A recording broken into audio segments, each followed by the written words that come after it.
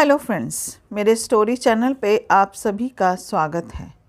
मेरी आज की कहानी है अस्तित्व। पर यह क्या, माँ की मृत्यु के कुछ समय बाद ही पिताजी नई माँ ले आए। युवा संदीप का मन इसे स्वीकार नहीं कर पा रहा था। जैसे तैसे कुछ दिन तो ठीक ठाक निकले, फिर पिताजी ही उसे लेकर रोज़ रोज़ उल्हाने देने लगे। संदीप रोज़ सुबह नौकरी की तलाश में निकलता और देर रात घर लौटता। तंगहाली और निराशा उसे अवसाद का शिकार बनाती जा रही थी। घर में उसका अस्तित्व शून्य होते जा रहा था। जब भी घर छोड़कर जाने का मन करता, अपनी माँ के अंतिम शब्द उसकी राह रोक लेते और वह अपने अस्तित्व को निरंतर नकारे जाने के बाद भी मन मारकर रात को घर लौट आता। नई माँ रानी बेटे संदीप की इस मनोदशा को समझ रही थी, पर संदीप को समझाने से हिचकती थी। लेकिन आखिर कब तक अनदेखा करती। अब थी तो वह आखिर उसकी माँ ही, भले ही नई हो या समाज की नज़र में सौतेली। अंततः एक दिन उन्होंने संदीप से खुलकर बात करने की ठानी और अपने पतिदेव को भी उसके लिए सहमत कर लिया।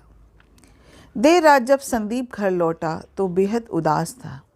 नई माँ ने बात शुरू करते हुए कहा, देखो बेटा, तुम स्वीकारो या ना स्वीकारो, पर अब मैं ही तुम्हारी माँ हूँ।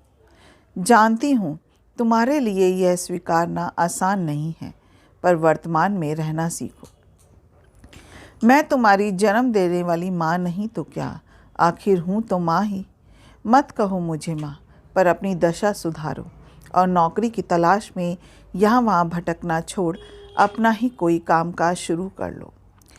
तुमने कंप्यूटर का कोर्स किया है, इसी को आधार बनाकर अपना काम प्रारंभ कर लो। ईश्वर और तुम्हारी माँ का आशीष तुम्हें सफलता देगी। और हाँ, ये मेरे पास 50,000 की नकदी रकम यूं ही पड़ी है, कल ही इससे ज़रूरी सामान खरीद लेना। पड़ोस के शर्मा जी की दुकान मैंने किराए पर ले ली है। अच्छा सा मुहूर्त देखकर अपना खुद का काम शुरू करो। अब यहाँ वहाँ भटकने की ज़रूरत नहीं। यह कहकर नई माँ रानी ने संदीप को पैसे दिए। संदीप कुछ कह पाता इससे पहले ही माँ रानी ने अपनी आँखों में आते आंसुओं को रोका और पलटकर वापस अपने कमरे में जाने का उपक्रम कर दरवाजे की ओट में खड़ी हो गई। उन्हें बच्चे की प्रतिक्रिया का इंतज़ार जो था।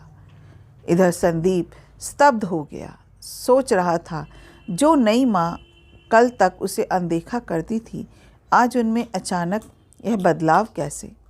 जिसे वह कभी माँ नहीं कह पाया, आज वही उसके अस्तित्व को बचाने के लिए अपनी जमा पूंजी दे गई। इसी उपापोह में बरबस ही उसकी नज़र अपनी माँ की तस्वीर पर गई।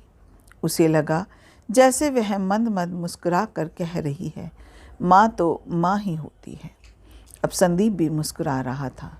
अनायास ही उसके मुंह से निकली माँ की ध्वनि से पर्दे की ओट में खड़ी नई माँ भी मुस्कुरा उठी। उसे लगा जैसे उसने अपने अस्तित्व के साथ ही संदीप का अस्तित्व भी बचा लिया।